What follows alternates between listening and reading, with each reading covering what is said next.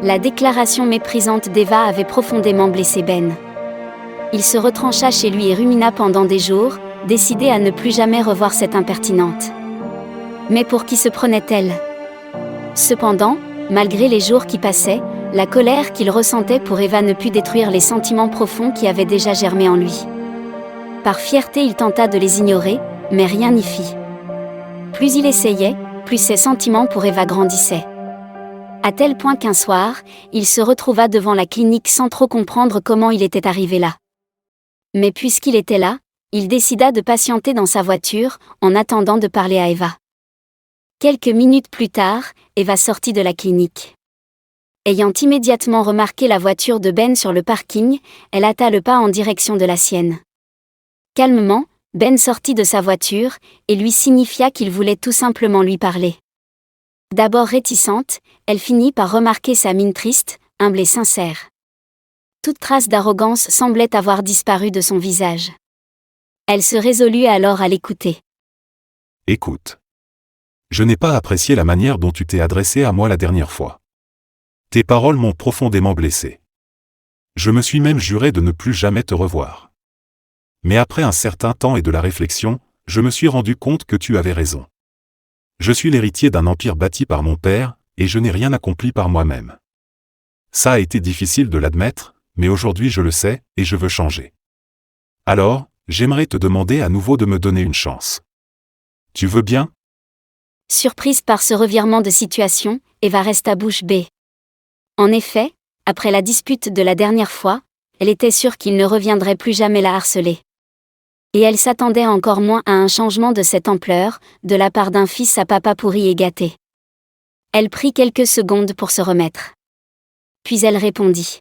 « J'apprécie que tu comprennes mon point de vue, mais je ne suis toujours pas intéressée. Je dois me concentrer sur mes études qui me prennent beaucoup de temps. Et je n'ai vraiment pas le temps pour une relation. » Je comprends. Je ne voudrais pas être une entrave dans ta vie. Mais si tu me donnes une chance, nous pourrions nous voir en fonction de ton emploi du temps. Désolée, je ne peux vraiment pas. De plus, les derniers événements dans ta vie me prouvent que tu n'as pas tant changé que cela. Déclara Eva, en lui montrant son téléphone, où figurait une photo de Ben avec une mystérieuse jeune femme en couverture d'un magazine en ligne, et dont le titre était « Le tombeur de ces dames est de retour ». Ben protesta aussitôt et lui expliqua que le magazine abusait comme d'habitude, et que cette fille n'était qu'une vieille amie. Mais Eva ne le crut pas. Ben lui proposa alors un deal. « Donne-moi 1 an pour remettre ma vie en ordre. Lorsque je reviendrai vers toi, et que je serai devenu l'homme que tu souhaites, accepteras-tu de me donner une chance ?» Pour se débarrasser de lui, Eva accepta, en se disant qu'il serait impossible pour quelqu'un comme lui de changer. « D'accord pour 1 an. » lui répondit-elle sans conviction. « Dans 1 an je serai un homme changé.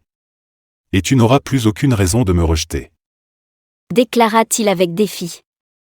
Puis, il se retourna et s'éloigna. Les jours qui suivirent, Ben se fit discret. Ou dirons-nous plutôt, il disparut complètement de la scène publique. Il agréa enfin à la proposition que son père lui faisait depuis longtemps déjà.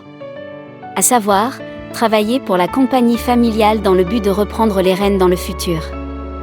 Lorsque Ben accepta, son père en fut estomaqué. En effet, il avait perdu l'espoir de voir son fils s'intéresser aux affaires familiales. Cette situation l'avait beaucoup peiné, et fait passer quelques nuits blanches. Mais à présent, il était curieux de connaître l'origine de ce changement soudain. En effet, il n'était pas né de la dernière pluie. Son tir au flanc de fils n'avait pas changé de but en blanc. Quelque chose ou quelqu'un en était responsable. Il fit donc sa petite enquête, et s'aperçut que la nouvelle personnalité de son fils avait pour cause une femme. Mon fils serait-il amoureux? Si c'est le cas, j'approuve. Cette jeune femme a une influence positive sur mon fils. J'espère seulement qu'il ne gâchera pas tout. Se dit-il. Benjamin Stevens Sr., père de Ben, ne connaissait que trop bien la réputation de son fils avec les femmes. Pour cette raison, il espérait que cette jeune femme qui avait une bonne influence sur son fils, resterait dans sa vie, car il l'aimait déjà sans même la connaître. 1 an plus tard, à la date même où Eva et Ben avaient discuté de leur deal, Ben se présenta devant la clinique avec dans les mains une orchidée rare. C'était la fleur préférée d'Eva, et il savait qu'elle en faisait collection. En sortant de la clinique, Eva fut stupéfaite de voir Ben, et Ben fut soulagé de constater qu'elle n'avait plus la mine hostile qu'elle avait toujours arborée en sa présence. Bien qu'elle fût sûre qu'ils ne sortiraient jamais ensemble, Eva avait gardé un œil sur les activités de Ben durant l'année écoulée. Elle avait été surprise de voir qu'il ne se livrait plus aux activités dont il avait l'habitude. À savoir, se rendre dans les lieux les plus sélects de la capitale et dépenser sans compter. Ou encore, parader en voiture de luxe et enchaîner les conquêtes. Non. Il s'était plutôt mis au travail. En effet, la presse avait annoncé à grand fracas de gros titres que l'héritier des entreprises Stevens avait intégré le groupe familial. 6 mois plus tard, les médias furent à nouveau secoués par une vague de gros titres annonçant le transfert des rênes de l'entreprise Stevens, du père au fils. Ben avait effectivement bien changé. Il était devenu un autre homme. Elle lui sourit et se dirigea vers lui. Ben renouvela sa demande. Elle accepta. À partir de ce moment, les deux devinrent inséparables. Quelque temps plus tard, Ben fit sa réapparition sur la scène publique au bras d'Eva.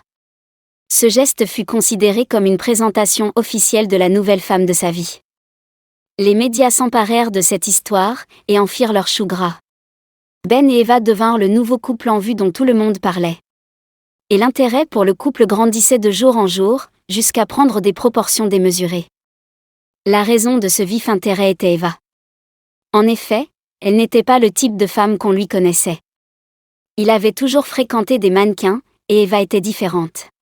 Dès lors, cette relation atypique avait éveillé la curiosité des médias. Pendant ce temps, enfermés dans leur bulle, Ben et Eva se découvraient chaque jour un peu plus. Les sentiments de Ben envers Eva grandissaient de jour en jour. Aux côtés d'Eva, il découvrit une facette de la relation amoureuse qu'il n'avait jamais connue auparavant. Pour la première fois de sa vie, la femme qui était à ses côtés tenait compte de ses besoins et prenait soin de lui. Elle s'intéressait à sa santé, ses loisirs, le complimentait, lui préparait de petits plats à ramener au bureau, lui témoignait de l'affection à tous les niveaux, sans jamais rien demander en retour. Tout cela eut un impact certain sur Ben. En effet, il n'avait jamais été aussi heureux. Et tout son entourage était ravi de le constater, notamment son père. Cet après-midi-là, dans les bureaux des entreprises Stevens, Ben et son père étaient en grande conversation. « Fils, je suis tellement fier de toi. Qui l'aurait cru? Tu es passé de playboy à homme d'affaires responsable en 1 an, et tout cela grâce à ma belle-fille préférée. » Oh là papa, doucement. On n'est pas encore mariés. Mais cela ne saurait tarder, n'est-ce pas? Tu ferais mieux de te dépêcher d'épouser cette petite. C'est une perle rare. Un autre pourrait te la ravir si tu ne te dépêches pas. Benjamin Stevens Sr. s'était pris d'affection pour Eva, et espérait que son fils l'épouserait rapidement. Depuis que la jeune femme était entrée dans la vie de son fils, il avait changé du tout au tout, et en bien. Il attribuait ce changement à Eva, et s'était dès lors mis à l'appeler belle-fille, pour lui signifier qu'elle faisait déjà partie de la famille. De son côté, Ben, de plus en plus amoureux, ne pouvait plus se passer de la présence d'Eva. Dans les 6 mois qui suivirent le début de leur relation, il la demanda en mariage. 1 mois plus tard, le couple convola en justes noces. L'événement fut grandiose et couvert par tous les médias. Mais cet étalage de bonheur attira l'attention d'une personne qui avait un compte à régler avec le couple. C'était Lily Jones. L'ex que Ben avait humiliée et larguée.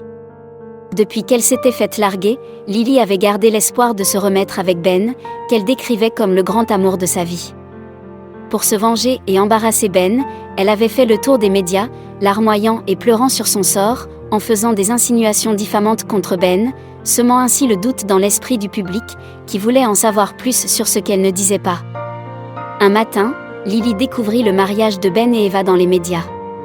Pétrie de jalousie, elle fit une crise de nerfs sans précédent et jura de détruire le couple. Comme à son habitude, elle se mit à refaire le tour des médias pour embarrasser le couple. C'est donc en larmoyant que Lily se fit inviter sur tous les podcasts et médias sociaux, pour entamer son entreprise de sape. Elle s'en prit à Eva, en affirmant que cette dernière était une briseuse de ménage. Selon elle, Ben et elle étaient fiancés et sur le chemin du mariage, lorsqu'Eva s'invita dans la relation pour tout détruire. Elle ajouta qu'Eva était une fille facile et une croqueuse de diamants qui n'en voulait qu'à l'argent de Ben. Excédé par tant de malice et de mensonges, Ben opéra une contre-attaque en démentant les allégations de Lily. Il déclara que si quelqu'un en voulait à son argent, c'était Lily Jones. Pour prouver ses dires, il sortit des vidéos qui dataient du temps où Lily et lui étaient en couple. Ces vidéos illustraient les constantes demandes de Lily Jones, en matière de shopping, voyages, articles de luxe, etc. Il termina sa déclaration en spécifiant que sa femme était la première personne qu'il ait traitée comme un être humain et non comme un distributeur de billets. Après ces déclarations, les représailles du public contre Lily Jones furent violentes. Elle disparut de la circulation, et alla se terrer dans un lieu inconnu au public. 2 ans plus tard, Benjamin Stevens Sr. avait pris sa retraite depuis 1 an et demi déjà. Ben était aux commandes de l'empire familial. Eva avait terminé son internat et avait ouvert un cabinet de médecine en ville. Et 9 mois plus tard, le couple accueillit son premier enfant dans la joie la plus totale. Pendant ce temps, Lily Jones, toujours inconsolable et aigrie, réapparut et tenta de faire un retour dans les médias. Elle continuait de raconter à qui voulait l'entendre qu'Eva lui avait volé le grand amour de sa vie. Fatiguée de ses éternelles pleurnicheries, les quelques personnes qui lui prêtaient encore attention, lui sommèrent de passer à autre chose.